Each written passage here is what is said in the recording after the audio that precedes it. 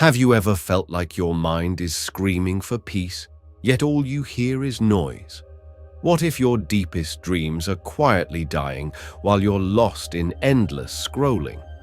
And what if the answer to all this chaos was discovered not yesterday, not last year, but 2,600 years ago? Your soul is begging for focus, but each day your mind is swallowed by a tidal wave of distractions. You wake up and it begins, scrolling, comparing, doubting, and wasting hours on things that only leave you feeling empty. Meanwhile, your dreams, they sit in the shadows, gathering dust. You feel drained, overwhelmed, a little scared. Is this all there is? But what if I told you there's a forgotten weapon, forged centuries before smartphones, that can silence chaos and unlock a level of focus so sharp it becomes your superpower? The ancient Buddhist masters didn't have digital tools, they didn't use productivity apps, but they discovered how to hack the mind, not just to conquer suffering, but to create a powerful inner peace and purpose that cut through every distraction like a blade. And here's the truth. Their wisdom isn't hidden in temples or locked away in scrolls. It's right here, in this very video. You're about to steal 6 forbidden lessons to destroy guilt, silence procrastination, and rewire your brain to crave discipline, not dopamine. These aren't self-help slogans. These are mental weapons, like the monk who stared at a waterfall for 9 years to master concentration, or the samurai who practiced one sword strike 10,000 times. This is the art of ruthless self-mastery. You'll learn the one phrase the Buddha used to stop anxiety in just 10 seconds. You'll understand why suffering is your greatest teacher and how to turn it into fuel. You'll discover a powerful ritual to burn away toxic habits forever. This isn't a motivational video. It's not about feeling better. It's about becoming unshakable. If you're ready to stop being a prisoner of your mind and start becoming its master, then pay attention. Your future self is watching. Will you rise, or will you disappoint them? Lesson 1. The Potter's Wheel of Karma. Imagine life as a spinning wheel of clay, soft, formless, full of promise. You are the potter. Your hands, your choices, your actions, they shape everything. But most people, they stand back, blaming the spinning wheel. They blame fate, bad luck, the world. They wait for life to mold itself, not realizing the truth. The power was always in their hands. In Buddhism, karma isn't about luck or fate. It's not magic. It's intentional action. It's the energy you give and what the universe returns. Every decision, every thought, every reaction is like a brushstroke on the painting of your life. When you blame others, you give them your power. You let them sculpt your clay. But when you take full ownership, something changes. It's not a burden, it's freedom. As the Buddha once said, you are the heir to your actions. What you sow, you reap. Let that sink in. Every challenge in your life is either something you created, tolerated, or ignored. This isn't about guilt. It's about waking up. Because if your past choices shaped your life, then your future choices can shape something new. If your past choices shape the life you're living now, then your present decisions hold the power to shape a brand new future. Just imagine, waking up each morning with a quiet declaration. Today, I create my reality. How would that shift your entire day?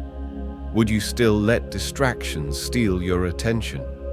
Would you keep waiting for someone else to change your circumstances? Or would you finally step forward and mold your life with your own hands? And then, Before you fall asleep each night, pause. Ask yourself, what did I contribute to today's challenges? This isn't about blaming yourself. It's about gaining clarity. Because when you take radical ownership, you take radical control. Now take a breath and ask, are you shaping your life with intention, or are you letting the world shape it for you? Are the people around you the fear in your chest, or the noise of society holding the clay? If so, what might your life become when you finally take it back? The wheel of life never stops spinning. The question is, will you place your hands firmly on the clay, or let it harden into a shape you never meant to create? Lesson 2. The bridge of right intention. Life is like a bridge hanging over turbulent waters. On one side, uncertainty, regret, stagnation. On the other, clarity, purpose, and fulfillment. To cross that gap, you must build the bridge plank by plank, and each plank is a conscious goal, a choice made with intention. But here's the uncomfortable truth. Most people never start building. They stand at the edge, paralyzed by vague hopes, waiting for a sign, for the bridge to build itself. But direction isn't found, it's created. Buddhism teaches us the power of right intention, the second step of the Noble Eightfold Path. It's the cornerstone of wise living. And at its heart lies a radical truth. Clarity of purpose is the antidote to suffering. Think about it. Most pain doesn't come from failure. It comes from hesitation, from wandering without a map, from chasing things that were never meant for us. The Buddha said a disciplined mind brings happiness. Why? Because an undisciplined mind is scattered. It chases distractions. It compares, it drifts. But when your mind is focused, when your intention is clear, you stop floating and start building. Too many people make goals like fragile paper boats, flimsy, directionless, easily sunk. They say, I want to be successful, but never define what that success looks like.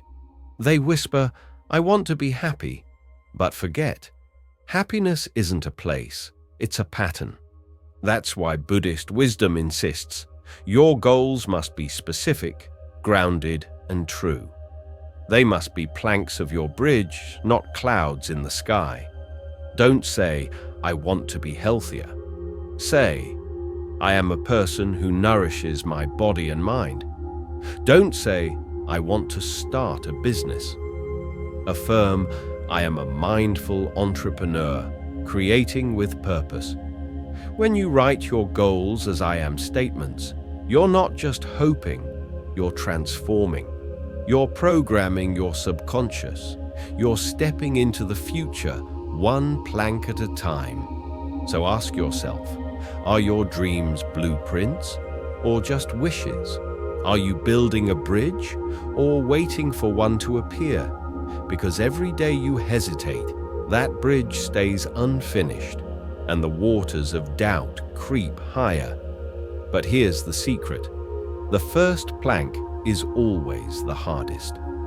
Once you define your goals with clarity and step onto the bridge with intention, momentum begins to build. But the real question now is, how far are you willing to go if you're no longer held back by doubt? Picture this. You're standing on the far side of the bridge you once feared to cross.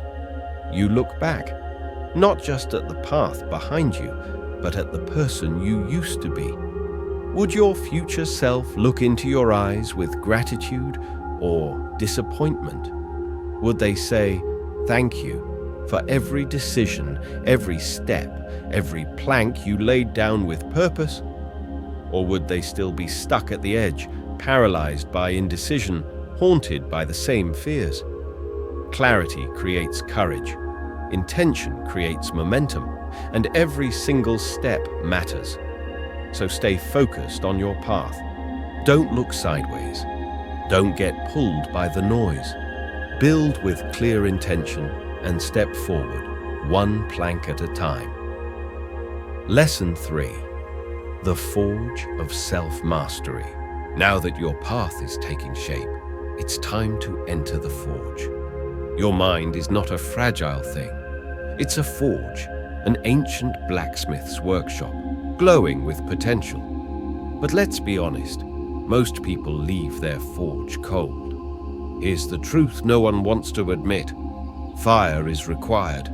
Without heat, iron remains soft. Without pressure, metal never transforms. And without discipline, the human mind stays brittle, easily bent by distractions, impulses, and fear. You are the blacksmith of your own becoming. And the question is simple. Will you forge yourself into something unbreakable, or let yourself rust? Buddhist monks devote lifetimes to mastering the mind, not because it's easy, but because they know growth is not optional. Stagnation is a slow form of suffering. This is the essence of dukkha, that deep, gnawing dissatisfaction that arises when we resist change, avoid challenge, and remain chained to old habits. And yet, look around. So many people wait for life to improve, while feeding their minds a diet of distraction. They upgrade their phones, their clothes, their cars, but they never upgrade themselves. The Buddha once said, "Irrigators guide water. Fletchers shape arrows. The wise master themselves." Let that image settle. Water doesn't flow perfectly by accident. Arrows don't fly true without skill. And the mind does not sharpen itself through comfort. It must be refined, disciplined, trained. Because here's the hard truth. If you don't shape your mind, the world will do it for you. If you're constantly overwhelmed, scattered, or restless, it's likely because your forge is cold. You're not feeding the fire. And every moment of scrolling, every click into mindless content, it's fuel you could have given to your own transformation. But now, imagine a shift. What if just 15 minutes of that screen time were replaced with reading a single Buddhist sutra? Not motivational fluff, but timeless teachings. A year from now, your mind wouldn't just be filled, it would be honed, disciplined, calm, sharp, like a blade tempered by flame. So ask yourself, what is one skill that would transform your life if mastered? Is it resilience, deep focus, emotional control? Now picture the version of yourself who has already mastered that skill, the clarity in their gaze, the steadiness in their breath, the peace in their presence. That person, they're not a dream, they are real, and waiting for you on the other side of discipline. And here's the question you need to answer today. What if your next upgrade wasn't your phone, but your mind? What if, instead of chasing what's quick and easy, you started investing in something eternal, your own self-mastery? The forge is ready. The fire is waiting. Now step into the heat, because in Lesson 4, we meet the archer and learn why hitting the mark in life is never an accident. It's precision. You've stepped into the forge and embraced the fire. But now comes the next lesson. Because once you are forged, you must learn how to aim. Lesson 4. The archer's discipline. An archer doesn't hit the target by accident. They stand firm. They align their stance. They steady their breath. Only then, only with patience, balance, and full presence do they release the arrow. Discipline is this stance. Focus is the arrow. And your goals, they are the target. But here's the hard truth. Most people never hit their mark. Not because they lack talent, not because they're incapable, but because they never hold their stance long enough.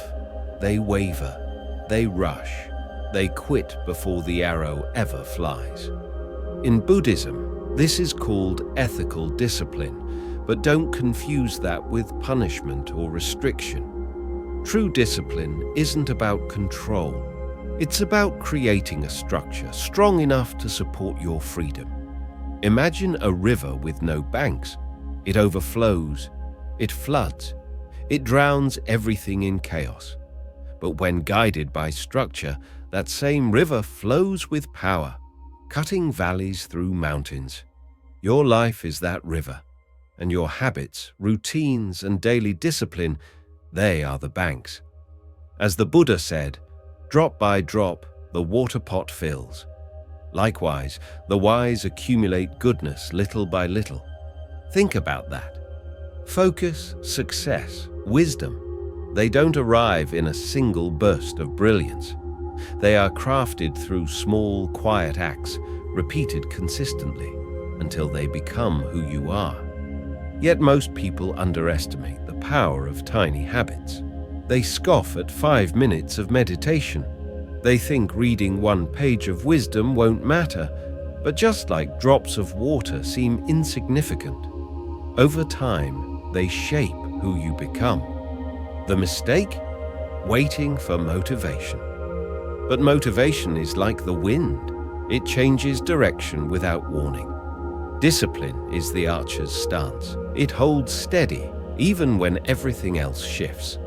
So here's a practical secret from Buddhist habit training. Anchor your new habits to existing routines. Don't just say, I'll start meditating.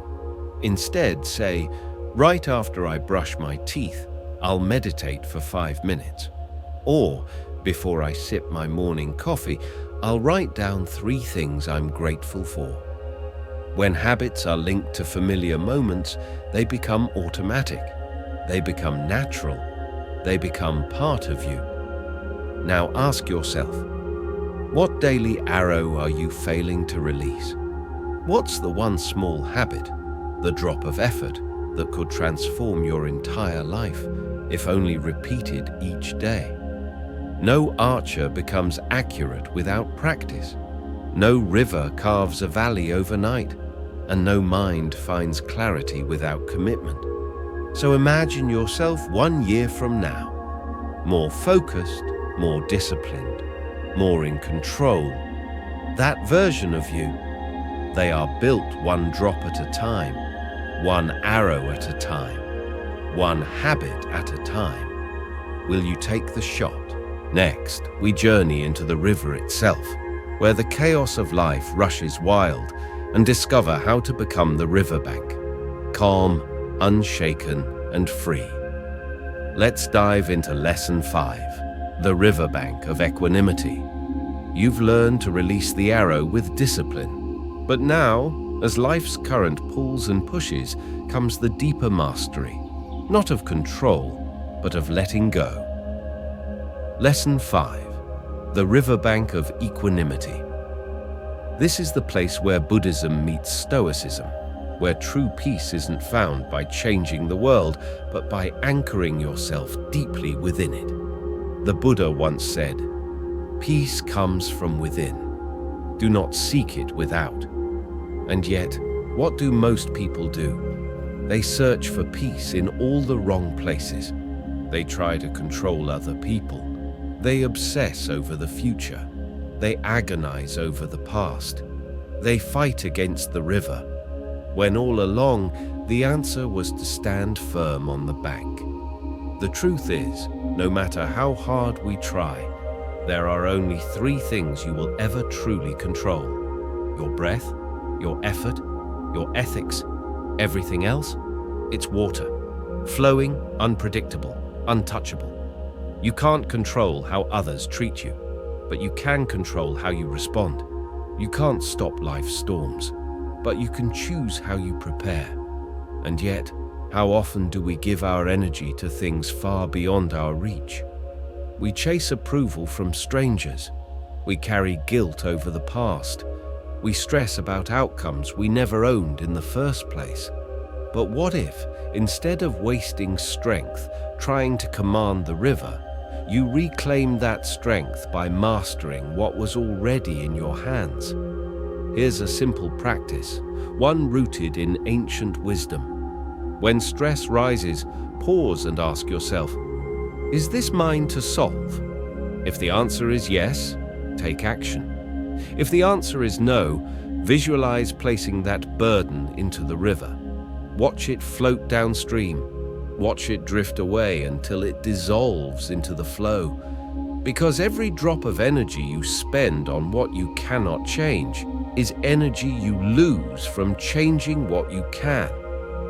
Now ask yourself, what river are you trying to swim against? Is it the need for validation? The fear of the unknown? The desperate urge to control outcomes that were never yours to begin with? Now imagine the weight you could release if you simply let go. Imagine the clarity you would regain by no longer fighting what was never in your control.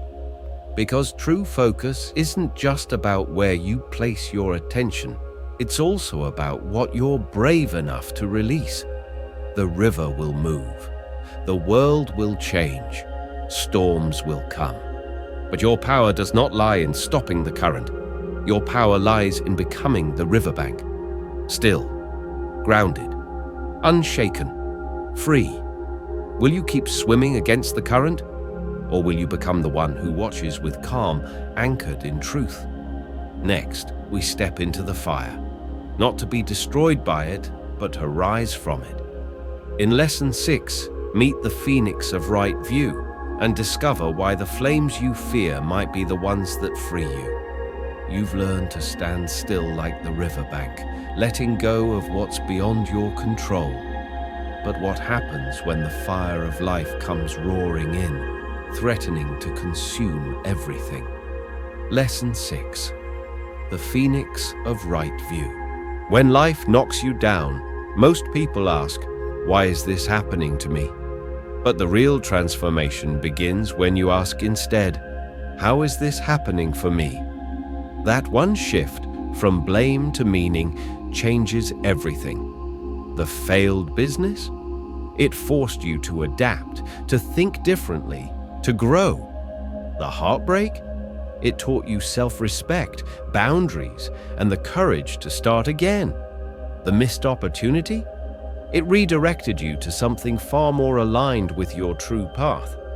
Every setback, every fire, carries a seed of rebirth if you choose to see it that way.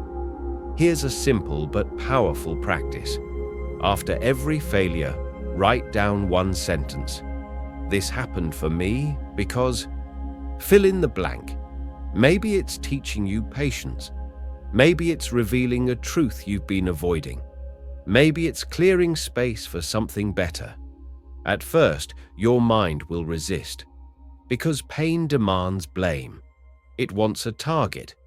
But when you stop being a victim and start being a student, every loss becomes a lesson, and every fire becomes fuel. So ask yourself right now, what fire are you avoiding? What truth are you running from? What risk are you too afraid to take, even though you know it might just change everything? Because no phoenix rises without first facing the flames, and no person grows without facing real struggle. The fire is inevitable. You can't avoid it. But here's the real question. Will you let it consume you? Or will you let it refine you? Your greatest failures aren't curses. They're divine redirections. What if the moment you fear the most isn't the end, but the beginning? What if years from now you look back and realize that fire was the moment you were reborn? Will you fear the flames, or will you rise from them? Now, for one final bonus lesson. A practice that transforms your focus from scattered chaos into unstoppable clarity. Let's step into the light with the lighthouse of prioritization. You've risen from the fire, stronger and wiser, but even the sharpest mind can be scattered by noise unless it learns to protect its light. Bonus lesson: the lighthouse of prioritization. A lighthouse does not chase ships. It does not flicker in confusion or follow the waves. It stands tall, it shines bright, and because it holds its position with unwavering clarity, others find their way. But most people today, they're not lighthouses. They're lost at sea, pulled by distractions, swayed by obligations, constantly reacting, endlessly scrolling. That's why focus isn't just about what you do. It's about what you refuse to do. Here's a simple yet powerful practice. Every time something pulls you away from your task, whether it's a stray thought, a notification, or a sudden urge to check email, write it down and drop it into a distraction jar. Then, at the end of the day, open the jar and review what distracted you. You'll be amazed. Most of it, illusions. Just ripples on the surface of your mind. They felt urgent in the moment, but in hindsight, they meant nothing. This one habit alone can sharpen your awareness, strengthen your discipline, and reclaim hours of your life. Now ask yourself, what shore is your lighthouse guiding others to? Are you leading with clarity, or are you drifting, pulled off course by the storm of distraction? Because every time you chase what doesn't matter, you drift further from what does. Every time you choose busyness over purpose, your real work, the masterpiece only you can create, remains undone. So what legacy dies when you say yes to the insignificant? What vision stays unfinished because your focus is stolen by noise? The world is full of distractions, but you are not a ship tossed by the waves. You are the lighthouse. Stand tall, shine your light, guide your life to shore. Quick summary: the 6 inner disciplines. 1. The potter's wheel of karma. Your choices shape your life. Stop blaming others. Own your actions like hands shaping clay. 2. The bridge of right intention. Vague goals lead nowhere. Define them clearly. Write them as I am statements to align with purpose. 3. The forge of self-mastery. Upgrade your mind daily. Replace distractions with wisdom. Iron sharpens iron. 4. The archer's discipline. Tiny habits create massive impact. 5 minutes of meditation, done consistently, builds unshakable focus. 5. The riverbank of equanimity. Let chaos flow like water. Control only what's yours. Your effort, your breath, your energy. 6. The phoenix of right view. Fire doesn't destroy, it transforms. Setbacks are not punishments, they're your path to wisdom. You're not here to merely survive the storm. You are here to dance in the rain, to find stillness in the chaos, to discover power in surrender and freedom in discipline. The Buddha said, "All that we are is the result of what we have thought. Every scroll, every doubt, every I'll start tomorrow. They write your future. But today, you hold the pen." The Zen masters say, when you reach the top of the mountain, keep climbing. Because focus is not a destination, it is the art of falling in love with the climb. The world will try to drown you in noise, but your breath is an anchor. Your goals are a compass. Your mind is a garden, and only you can tend it. So ask yourself, will you let life happen to you, or will you happen to life? The way is not in the sky. The way is in the heart. Buddha. A student once asked the master, "How do I find peace?" The master replied, "Stop losing yourself in what the world wants. Start finding yourself in what your soul needs." If something within you stirred today, if your mind whispered, "This is what I've been needing," like this video to honor your path, share it with someone you want to see grow. And if you're ready to focus like a master, subscribe to Buddhism Seeds and join a community of seekers turning chaos into clarity. one breath at a time. Your journey doesn't start tomorrow. It begins now, but only if you choose to begin.